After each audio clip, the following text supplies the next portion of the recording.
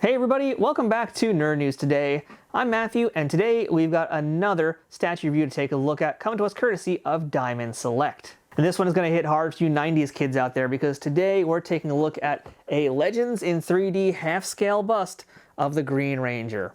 Originally portrayed by Jason David Frank in the first ever Power Rangers series that came to America, Mighty Morphin Power Rangers, this piece here has a lot of great potential, and I'm hoping it lives up to the hype. The Legends in 3D series is always meant to be another notch of quality, and this one here, it looks like a real great one here, because I am a Power Rangers fan, but I don't really collect a lot of the Power Rangers stuff outside of figures here and there. So to have interest in a bust like this, I mean, that says a lot about it, but even just looking at this packaging here, it's got me really curious about how this guy's going to really look. So I don't want to waste too much time here, but I do want to tell you a little bit about this box here because it is worth mentioning. Like all resin pieces from Gentle Giant and Diamond Select, this Legends in 3D piece is essentially just wrapped around in a simple black color scheme. Nothing else, no background design elements, nada. What you do have on the front though is a great big image of this half-scale bust from the front, so you can see how it's going to look essentially outside of the box. And on both of the sides we have the Legends in 3D logo, as well as the character's name, the Green Ranger, and a reminder that this is a half-scale bust. This is all done in a really pretty looking gold font that's quite reflective and very shiny. It's really a treat to look at that. The top of the box has that classic Mighty Morphin Power Rangers logo, and I get the nostalgic chills just looking at that every time I see it. The back of the box, unfortunately, is about as stinky as Rita Repulsa after being trapped inside a garbage can for 1,000 years.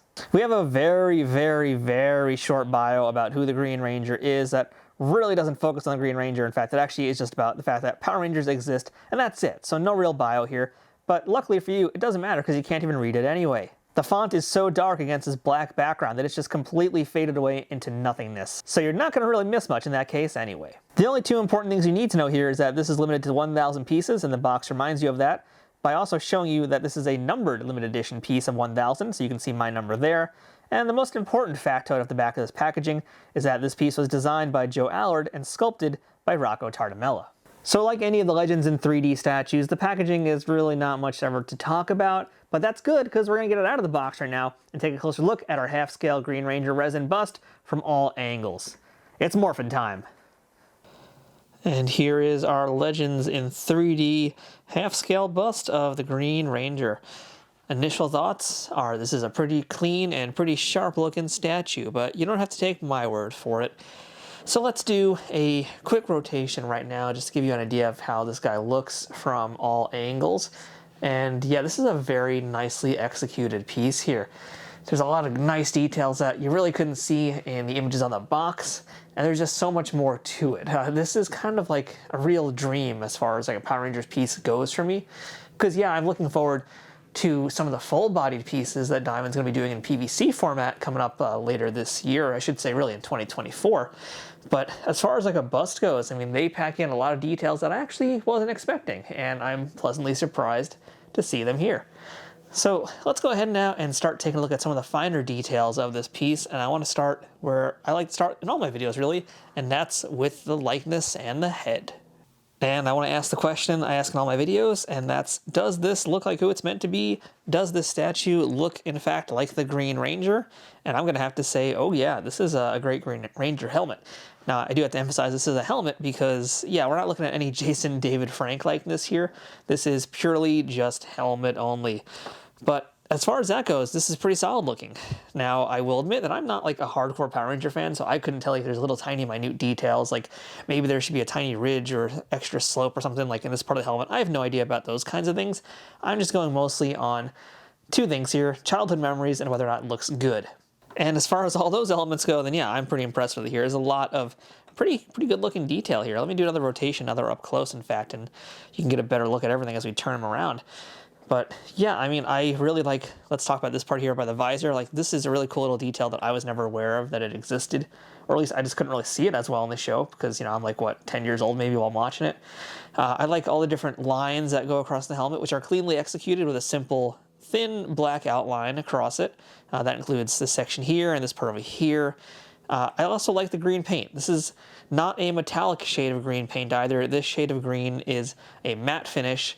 But it works really well, and because of the way this is executed here, it still looks very shiny, and you could see it kind of glistening right now as it rotates, in fact. So again, not metallic, that's just simply how this finish is. I also, of course, like the dinosaur face. Like that's something we saw in all the Rangers. I was about to say the Zoo Rangers, so I was thinking of like the Japanese name for it. But yeah, this is design that we'd see across the board, all the different dinosaurs that they were representing here. I always did enjoy the little ruby thing that the Green Ranger had on his helmet that went unexplained in the Mighty Morphin series, but hey, some things are best left unknown. And the mouth is pretty much perfect. I mean, this at the very least I can say is perfect because they got the shape of that correct, that signature Power Ranger shape. So very nice likeness, great helmet, and just really like all the shininess of this too. It's such a cleanly done piece, and the shine to it just really helps it pop. I'm going to just scroll down a little bit too so we can get a better look at this other section here that I want to talk about, and that's going to be in the neck area, which might be a little bit hard to see because he has a head there, you know, but so there's some really nice texture on where the helmet and the shoulder section kind of meet, and that's like where his neck would pop out. So I always just assumed it would be a nice like spandex thing, but this is kind of a more canvasy material almost. It's a little bit rougher and more rigid, and an unexpected choice. I don't think it's a bad one though. I think it actually very much needs that texture to help this piece, because otherwise, if you look at this thing, I mean, you know, you look here, it's just smooth all around. So having something that's got more of a grain to it does add a good contrast and a very, very much needed contrast to this piece, because otherwise it's just smooth on smooth. And I think that white section for where his neck is would just kind of just look terrible, to be quite honest. So yeah, I mean, even the folds wouldn't really do a lot. So I think having this texture does do a lot of extra good stuff for it. Continuing to kind of go down here, let's talk about his chest section here, this sort of chest plate thing. That is really cool. Now, as far as shiny things go, this does have a shiny finish. This has a really shiny gold finish here. And again, no texture to speak of other than the shapes that you're going to feel. And that's pretty much in all the different triangle shapes that you're going to see on the shoulder section. Because to begin with, I mean, the shoulder area is a triangle already. It's an upside down triangle. And that is mirrored by this triangle that points up towards his neck. Likewise, you have the triangle here. So we're also now getting an X shape, which is centered right at this point that I'm pointing to between his neck and his chest, I guess, or collar, maybe we'll say it is. It's about collar bone area. And then, you know, another detail I kind of just forgot about, or maybe just took for granted over the years, but all of these very long triangles kind of coming down to this big one here, but they're kind of rounded as well. So really good use of shapes, and it kind of adds to that dynamic look that you're also seeing repeated in the visor, because let's not forget that we do have these kind of teeth shape in the visor to represent the dinosaur head.